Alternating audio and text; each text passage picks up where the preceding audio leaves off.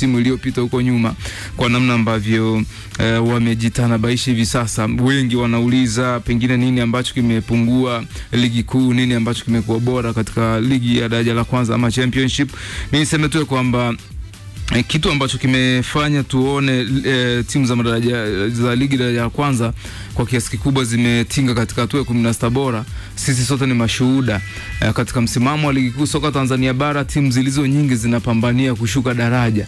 Yani ukiangalia msimamo jinsi ambavyo umekaa kuanzia timu ambayo iko nafasi ya 7, nafasi ya 8, ikidelay michezo miwili, alafu aliye huku mwishoni nafasi ya 12, 13, 14, 15 akashinda hizo mechi mbili, alafu nafasi ya 7 akafungwa hizo mechi mbili. Maana yake utamuona watabadilishana.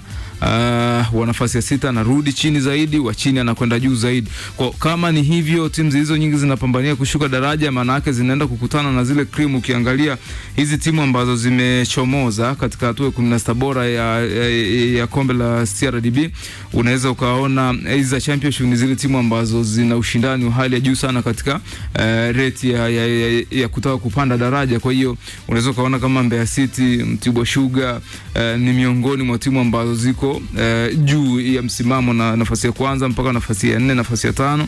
Mfano wale TMA ambao walicheza dhidi ya Simba wako katika nafasi ya 5 katika msimamo wa ligi yao. Kwa hiyo nafikiri wameingiza timu hawajaingiza isipo wametolewa na Simba, lakini Messi ndio Tanzania Music Awards kwamba kwa hiyo ushindani ni mkubwa sana. Ni kulinga ushindani huu umetokana na kutokufanya vizuri. Timu nyingi za ligi kuu haziko vizuri sana, kwa hiyo zimekutana na ushindani ambao uko championship, na kule championship tunajua ni mguu wa shingo mguu wa roho. Kule kuna soka la aina yake, ushinde kwako tu. Yani wewe ushinde kwako, mimi nishinde kwangu, kone na peleko penalty, utasema nini? Kwa hiyo wakija huku ligi kuu wakikutana na zile sheria 17 za mpira zinafanya kazi, wanasema yes, hapa ndo kwenyewe. Na tukashuhudia hapo jana Young Africans ameturn up vizuri mapema tu, amejihakikishia kutinga katika hatua ya 16 bora, lakini baadaye tunaona Juma Mombusi, kocha wa Coastal Union, anafanya jambo la tactic la kiufundi zaidi. Anamuingiza, nafikiri alikuwa Lucas Kikoti, kwa ajili ya kwenda kutuliza eneo la katikati ya uwanja, kwa sababu ni kama kulikuwa kunaonekana kama eneo la kiungo la Coastal Union lilikuwa limekatika sana, na mfumo ambao waliingia nao Coastal Union 3-5-2-1. Unaweza kaona mfumo huo ili uweze kufanya kazi ni lazima wale viungo watano ambao umewaweka wakati uko na back 3 nyuma. Maana yake wale viungo watano, wale wa pembeni sasa, alafu achana na hao watatu wa katikati, wale wa pembeni, timu inapokuwa haina mpira wanapaswa kurudi waje watengeneze safu ya mabeki watano, 3-5.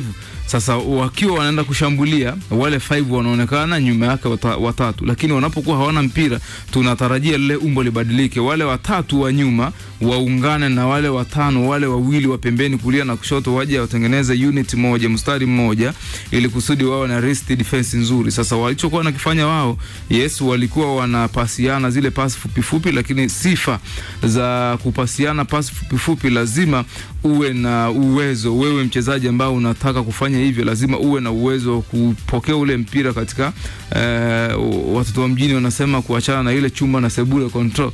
Uwe kwanza ukisharudishia ule mpira uwe na uhakika. Inahitaji kabi 3 hapo. Ball control, ball position. Uko vizuri. Namna unavyopokea ule mpira, lakini receiving yako, touch yako ya kwanza, namna ambavyo una receive ule mpira, kwa sababu ukinyang'anywa mpira goalkeeper shasalimiwa. Sasa Coastal Union wao ndicho ambacho walikuwa na watoto nyumbani, ndicho ambacho wao walichokuwa wanajaribu kufanya, lakini hawakuwa vizuri katika mazingira tofauti. Angalia magoli ambayo alifunga Max pia Zengeli, goal la pili nafikiri ilikuwa turnover ya wao, wanataka kufanya hivyo. Na kuna jingine pia nilimuona Duke Abuya, kama ulitazama mpira vizuri, alirudishiwa, yani beki alipewa mpira kama kawaida kuanzisha build up kutoka nyuma, wakapasiana, wakawekewa shinikizo, wakarudisha kwa goalkeeper. Duke Abuya akaenda akamface moja kwa moja goalkeeper Almanusura anyang'anyo. Kwa hiyo ili ukamilishe mfumo wako wa kuwa na viungo watano, nyuma yake uko na bakteria, maana yake unabidi uwe na hawa wachezaji ambao watakuwa na energy ya kupanda na kushuka, hasa katika hawa ambao wanacheza katika mstari mmoja wa viungo watano, hawa hasa wa pembeni. Yeah.